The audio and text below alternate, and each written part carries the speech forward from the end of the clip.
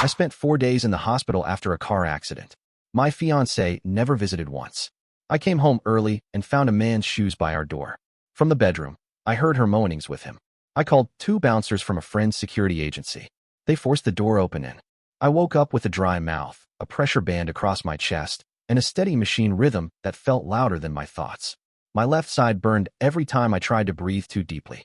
Someone had shaved part of my chest for sensors, and the skin itched where the tape pulled. A nurse noticed my eyes open and adjusted something near the bed, then told me I was lucky to be awake at all. The accident had folded 3 cars together on the highway. Mine was the middle one. I had broken ribs, a collapsed lung, and a concussion that came with gaps in memory I could not account for yet. The first day passed in fragments. Light through blinds. A doctor explaining scans. Paperwork pushed toward me. My phone stayed quiet except for automated insurance alerts and messages from coworkers who had heard something vague and alarming. I kept checking for Kara's name. I told myself the silence meant she was panicking somewhere, trying to hold it together, maybe stuck in traffic or work. I gave her that benefit because it felt necessary. By the second day, the benefit became effort. She sent a short message about migraines and deadlines. I replied with a single line saying I was stable and asked if she could visit. The reply did not come. I slept and woke and slept again. A nurse asked if my partner had been in. I said not yet. The nurse nodded without surprise, the way people do when they have seen a pattern repeat. On the 3rd day, I learned that Kara had not answered calls from the hospital either. A social worker stopped by to verify my emergency contact. The file listed Kara's cousin Megan instead of Kara. That change had been made 2 weeks earlier. I had not authorized it. I asked when and was told it was submitted digitally with a confirmation token that matched Kara's phone. The explanation sat in my head like a stone. I told myself it was a clerical mistake because I needed it to be. Pain sharpened my attention. I noticed things. The insurance app showed charges I did not recognize, clustered around downtown. Restaurants I had never suggested. Parking garages that did not match her commute. I told myself it was stress spending. People do strange things under pressure. I scrolled anyway. There were charges from the previous night, the night I was in intensive care with a tube helping me breathe. Later that afternoon, a caseworker mentioned Kara had called asking about long-term disability coverage. The question was practical, the caseworker said, not unusual. It felt premature to me. I asked what she had said. The answer was careful and neutral. Planning contingencies. The words did not fit the reality of someone who had not seen my face in days. I asked for early discharge. It surprised the doctor, but insurance pressure made it possible. I signed forms with a hand that shook from fatigue. I did not tell Kara. I wanted to see what happened without warning. I told myself it was to spare her panic. I knew it was not. I left the hospital at night. The city looked different from the back seat of a ride I had not planned. Streetlights smeared across the window. My chest protested every bump. When I reached the building, I took the stairs slowly because the elevator felt too small. I unlocked the door and stepped inside. The apartment smelled wrong. Not dirty, not unfamiliar in the obvious sense, but layered with something sharper than my detergent. The lights were on in rooms that did not need them. A pair of men's shoes sat by the door. They were expensive and clean and not my size. A leather jacket hung where my coat usually went.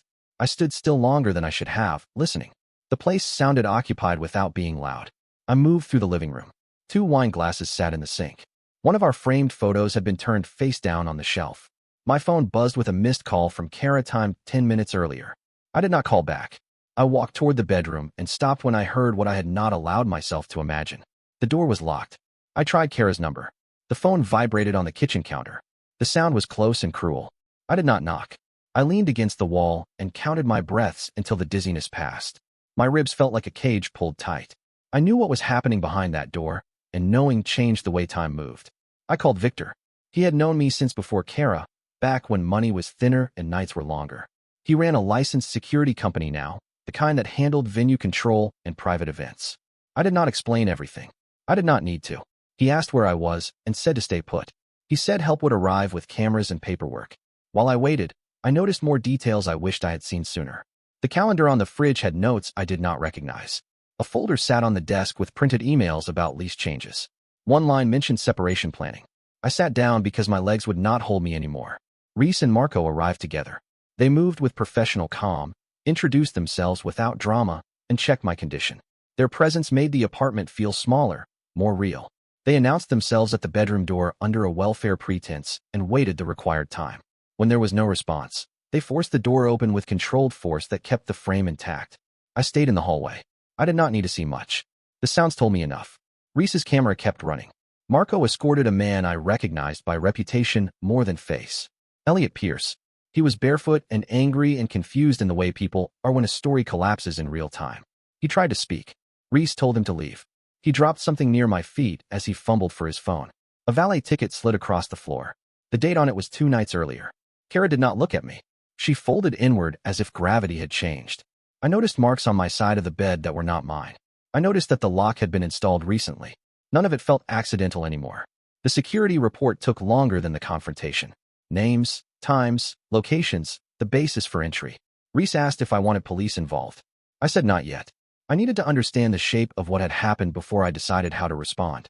Victor arrived later, quiet and angry on my behalf, and told me to rest. He said he would keep copies of everything. After they left, the apartment felt hollow. I sat at the table and opened the folder on the desk. There were drafts of messages that framed me as unstable. There were notes about next steps. The timeline reached back weeks, past the accident, past the night on the highway when everything should have stopped. My phone finally lit up with Kara's name again. I did not answer. I stared at the screen until it went dark. The pain in my chest settled into a dull insistence. I realized that the hospital silence had been an answer. I had just needed to come home to hear it clearly. I did not sleep that night. Pain made sure of that, but it was not the main reason. Every time I closed my eyes, my mind replayed details I had ignored while they were still unfolding. The valet ticket on the floor. The new lock on the bedroom door. The way Elliot had looked less surprised than inconvenienced, as if interruption had been the only unexpected element. By morning, my ribs felt like they had been rebroken, and my head throbbed with a pressure that no medication could flatten. Kara stayed silent until mid-morning. When she finally spoke, it was through messages that tried to control the shape of the moment. She said she had panicked. She said she thought I might not come back the same. She said Elliot had only been helping.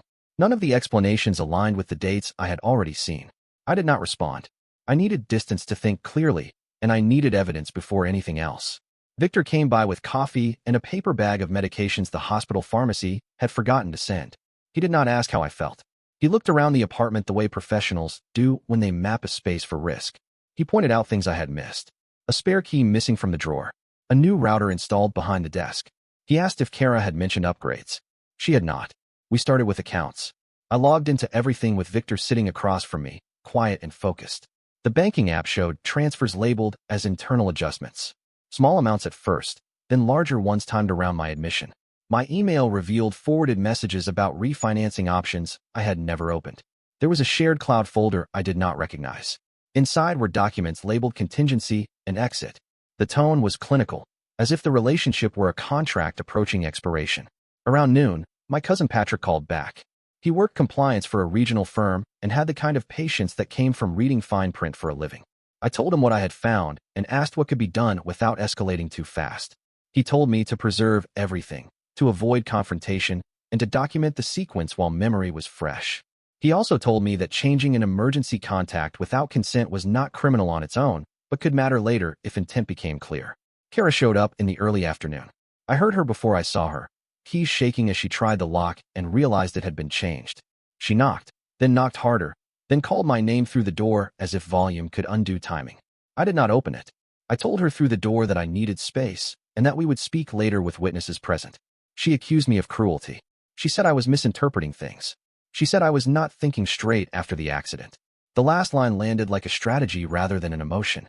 After she left, I found the spare key in a coat pocket I never used. It had been returned recently. That meant access had been controlled, not lost. Victor photographed it and added it to the file he was building without calling it that. He asked if I recognized the name. Lena Maros. It was on a text thread he had recovered from the router logs. Kara's co-worker. The messages were not explicit, but they were directional. Advice about timing. Notes about how people perceive absence. That evening, I learned something else by accident. A friend texted asking why I had skipped an engagement party I had supposedly canceled. I asked for the address and went anyway, against Victor's advice, because I needed to see how far the story had traveled. I arrived late and stayed near the back. Kara was there with Elliot, close enough that no one questioned it. They looked practiced.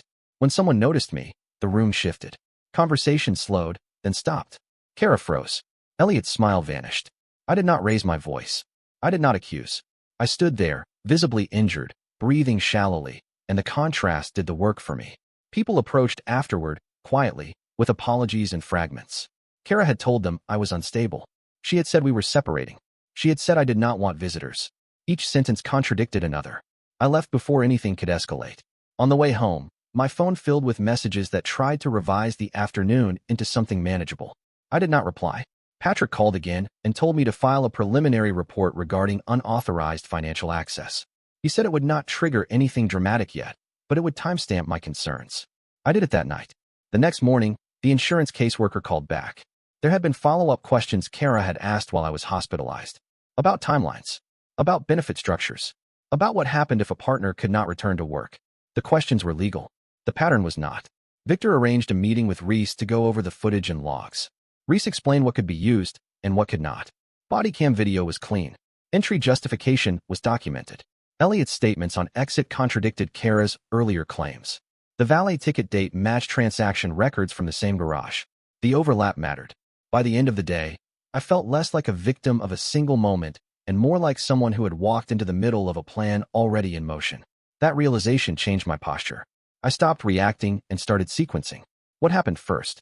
Who knew what and when? Which narratives depended on my silence? Kara sent one last message that night. She said we should talk before things went too far. I understood then that far had already passed. The door had only been the beginning. The real damage was in the weeks before the accident, in decisions made while I assumed we were aligned. I did not answer. I saved everything. I went to bed knowing the next part would not be private, and that once it began, there would be consequences no one could talk their way out of. By the time the paperwork caught up with my body, I had learned how to move without flinching. The ribs still complained, but the fog in my head lifted enough for patterns to sharpen. I stopped asking why and focused on how. How the timing lined up. How the stories changed depending on the audience. How absence could be turned into permission if you were willing to repeat a lie often enough. Patrick came over with a legal pad and a patience that steadied the room. We sat at the table where Kara used to plan trips and talk about nothing, and we rebuilt the last 6 weeks day by day. Dates went on the left, claims on the right. In between, the transactions and messages filled the page like connective tissue. He did not speculate. He underlined what could be proven and circled what would invite pushback. The list grew faster than I expected. Victor handled the practical side. He pulled access logs from the router and mapped device connections. There were nights when a phone I did not recognize stayed connected for hours. There were mornings when files were uploaded and renamed with the care of someone who knew exactly what they wanted later. The folder labeled contingency was not emotional. It was procedural, drafts of messages, talking points, a checklist that assumed my silence. I requested records from the landlord and learned Kara had asked about removing me from the lease to avoid complications. She had framed it as a kindness, an easing of pressure while I recovered. The email timestamp was 2 days before the accident. That date sat on the page like a bruise. When I asked the landlord if anyone had toured the apartment, he said yes, briefly, with Kara present, as if she were already transitioning. The workplace thread came next. Kara's employer required attestations for internal system access tied to insurance queries. I filed a formal request for logs. The response was measured and careful. They acknowledged a review. That alone shifted the air. Victor warned me not to gloat or provoke. Let processes do what they do best when fed clean facts. Elliot tried to call. He left a voicemail that framed everything as a misunderstanding that could be handled quietly. He said Kara had told him we were separated. He said he had no interest in conflict. I saved the message. Reese flagged inconsistencies against the body cam audio. Elliot had said something different when he thought the hallway was empty. The discrepancy was small, but durable. The engagement party fallout continued. People reached out with half apologies and fuller confessions. One friend admitted Kara had practiced what to say if I showed up unexpectedly. Another said she had introduced Elliot as temporary because things were complicated. Temporary did a lot of work in that sentence. I did not correct anyone. I let the record build itself. Kara changed tactics. She stopped asking to talk and started asking mutual friends to intervene. She framed my boundaries as punishment. She suggested my injuries made me unreliable. That angle backfired when Patrick advised me to document the claims and notify my doctor. The notes went into my chart without drama. Words have weight when they land in the right place. I attended a mediation intake alone, not because I expected resolution, but because timelines tighten when calendars fill. The mediator listened, asked neutral questions, and advised caution. I thanked them and declined to proceed yet. It was too early to compress a story that was still expanding. Then the audit letter arrived. Kara's employer requested clarification about access patterns during my hospitalization. The letter did not accuse. It invited explanation. That was worse. Explanations require consistency. Kara had not been consistent for weeks. Victor called that afternoon with something new. Lena Maros had asked around about me after the engagement party. Not concern. Curiosity. Victor's contacts confirmed Lena had been present at dinners tied to the same parking garages showing up on my statements. Advice had been given. Encouragement dressed up as pragmatism. I added the names to the pad without commentary. I went back to the apartment once, escorted, to collect personal items. The place looked staged. My absence had been curated. Closets rearranged. Drawers emptied with purpose. A box labeled Donate sat near the door. Inside were things that mattered to me, but not to the version of the story Kara had been telling. I took the box with me. The civil filing went in the next morning. Unauthorized access. Misrepresentation. Preservation of evidence. It did not accuse. It marked a line. Patrick explained what would happen next in plain terms. Notices would go out. People would choose whether to respond carefully or not. Choices would make themselves visible. Kara finally asked to meet with witnesses present. We chose a neutral office with glass walls. Victor sat in. The mediator observed. Kara spoke about stress and fear and confusion. She said she thought I would not recover quickly. She said Elliot was a mistake born of panic. When asked about the pre-accident emails and the lease inquiry, she hesitated. The hesitation mattered more than the words that followed. When the valet ticket came up, she said she could not explain it. When the router logs came up, she said she did not understand technology. When the audit letter came up, she asked for time. The mediator noted the requests without judgment. I said nothing beyond confirming dates and documents. The meeting ended without resolution, which was itself an outcome. Elliot sent a second message retracting the first. He suggested a clean break and mutual silence. Patrick smiled when he read it. Silence benefits whoever has less to lose. We did not agree.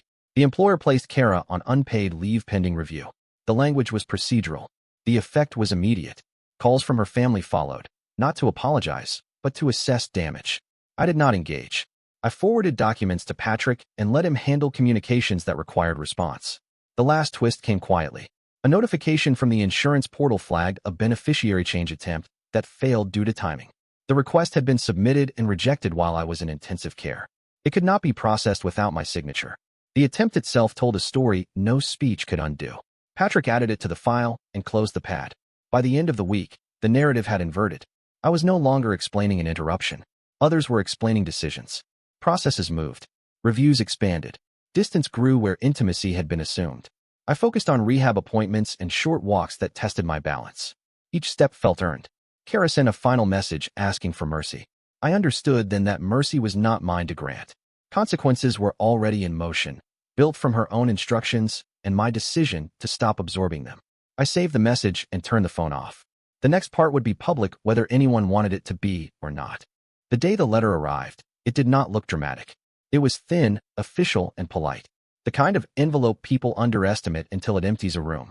Kara's employer confirmed the review had expanded. Access logs, timestamps, internal requests tied to my hospitalization, and external inquiries that should not have happened without authorization. They did not use words like betrayal or fraud. They used phrases like breach of protocol and material misrepresentation. That language carries weight in places where excuses do not. By then, I had learned how to live inside waiting. Rehab appointments filled my mornings. Paperwork filled my afternoons. Evenings were quiet by necessity. The pain no longer demanded my full attention, which meant my thoughts had room to move. I did not rehearse speeches or imagine confrontations. I tracked outcomes. That kept me steady. Patrick handled most communications. He had a way of stripping emotion out of messages without stripping meaning. When Kara's family reached out again, asking for a meeting to clear misunderstandings, Patrick declined on my behalf and attached documentation. The response that came back was shorter and more careful. Tone changes are data. Elliot vanished from my immediate orbit. His number stopped calling. His voicemail inbox filled with nothing. Through Victor's contacts, I learned he had retained counsel and started telling a quieter version of events that minimized timelines.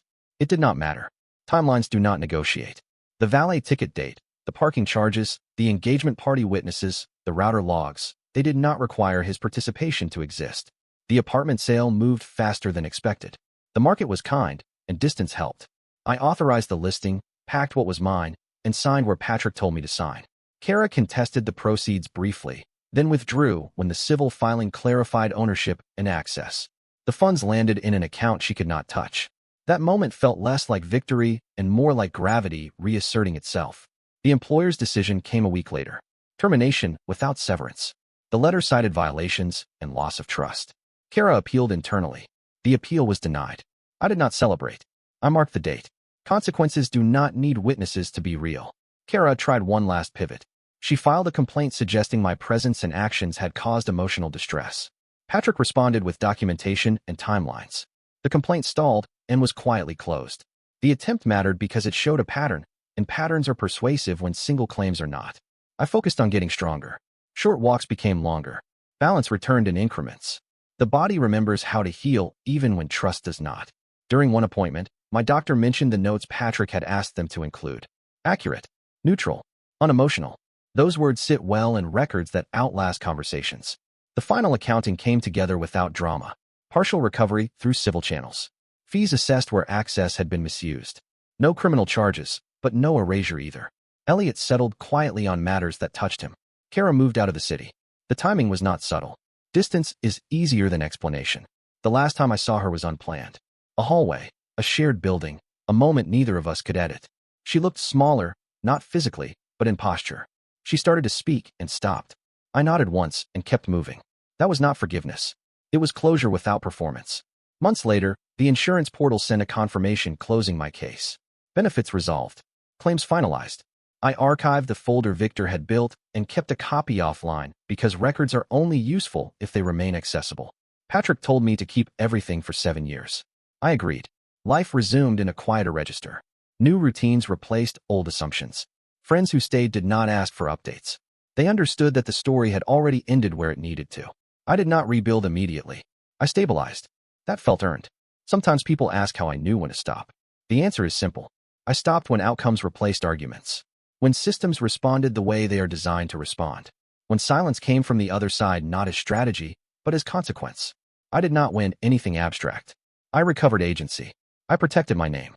I stepped out of a narrative that depended on my absence to function. The accident took months to heal. The rest took documentation, patience, and the decision to let facts do their work. That is how it ended. Not with a scene, but with alignment. Things went where they belonged once no one was allowed to rearrange them.